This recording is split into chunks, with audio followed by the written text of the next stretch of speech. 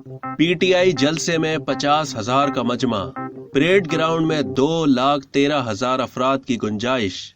बरतानवी media का कहना है कि तहरीक इंसाफ के परेड ग्राउंड में होने वाले जलसे के मकाम पर ज्यादा से ज्यादा 50,000 लोग मौजूद थे।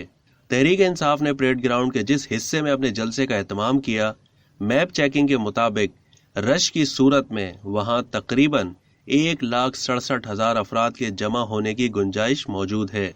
अगर ये मान भी लिया जाए कि तहरीक इंसाफ के जलसे के दौरान ये पूरा इलाका खचाखच भरा हुआ था और सब लोग कंधे से कंधा मिलाकर खड़े हुए थे, तो इस सूरत में भी मैप चेकिंग के मुताबिक यहाँ ज्यादा से ज्यादा 2,13,000 अफराद ही जमा हो सकते हैं। 2,13,000 अफराद जमा होने का मतलब ये भी है कि इस कदर हुजूम में हंगामी सूरत हाल भी पैदा हो सकती है और भगदड़ भी मच सकती है, जिसकी वजह से कोई हादसा भी रोनुमा हो सकता है। परेड ग्राउंड के मकाम पर हर साल 23 मार्च यौम पाकिस्तान के मौके पर पाकिस्तानी अफवाज सालाना परेड भी करती है। अगर गूगल मैप के जरिए शकरपड़ियां परेड ग्राउंड में इस मकाम की पैमाइश की जाए जहां पर तहरीक इंसाफ ने जलसे का इनेकाद किया है, तो ये इलाका 5,74,531 स्क्वायर फीट पर फैला हुआ है।